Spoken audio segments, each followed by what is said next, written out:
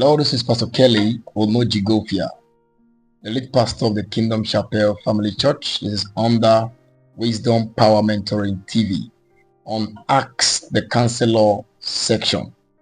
We'll be looking at a few questions right now.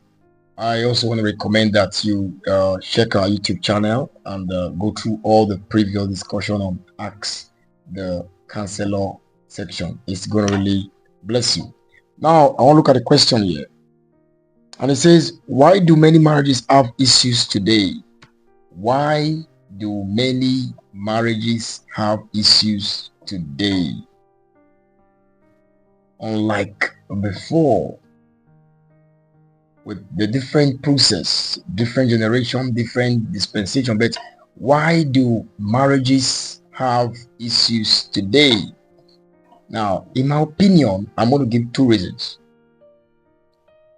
and why we are doing a lot of work to see how this whole gap can be closed.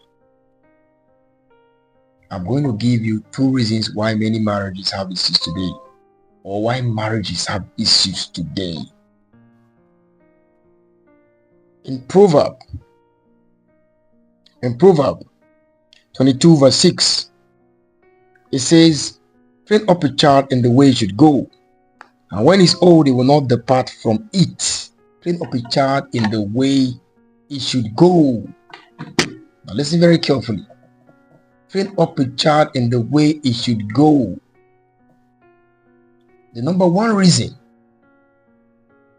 that people grow up and they struggle with their marital life, and they have a broken home, or they have a marriage where they are struggling for years.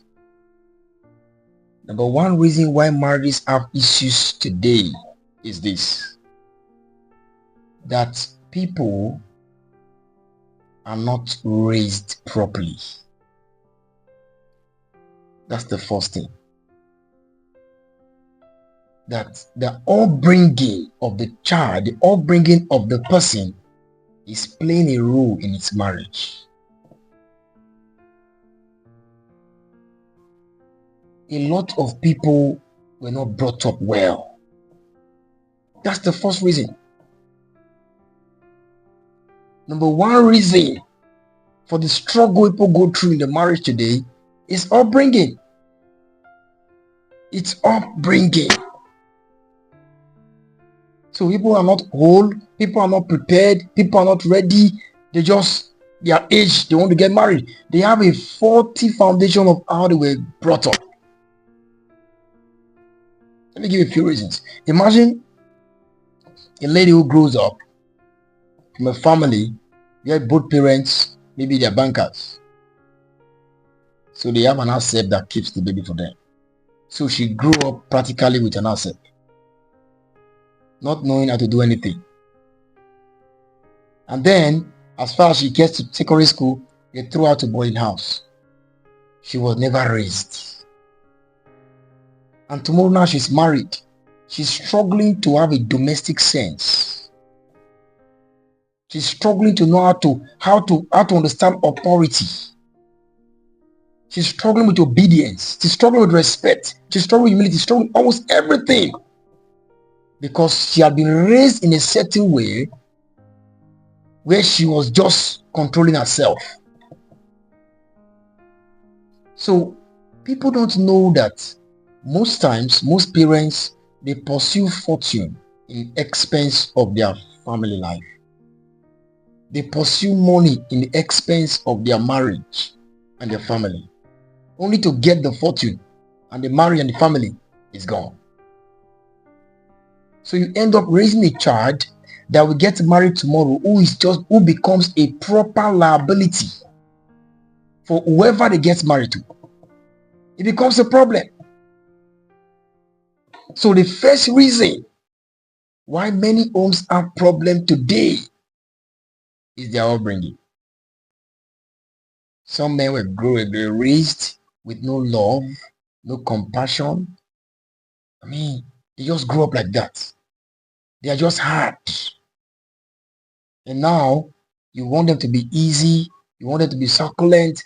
You want them to be caring. It's going to take a different dimension of growth all over for them again. So number one reason, foundational reason that people fight with the married tightness today is this: their upbringing. Let me recommend to you that now that you are married, pay attention to your family life. Pay attention to your children. Because you're about raising a generation again that will have the same problem if you don't deal with it. So your children will not become liability to people, but they become what? An asset. So number one foundational problem with people's marriage today is upbringing. Number two problem is wherever you're coming from. When you get to the age of 20, you're responsible for yourself in everything you do. The second reason people fail in their marriages again, why we have problems in marriages today, is people fail to raise themselves up. They now fail to bring themselves up. So it's two failures. Their upbringing was a failure, and they also fail to bring themselves up. You need to start learning everything you did not learn. You give yourself the exposure you need so you can run a good home, have a healthy relationship with your spouse. It's something you have to start learning, working on yourself. Work on yourself.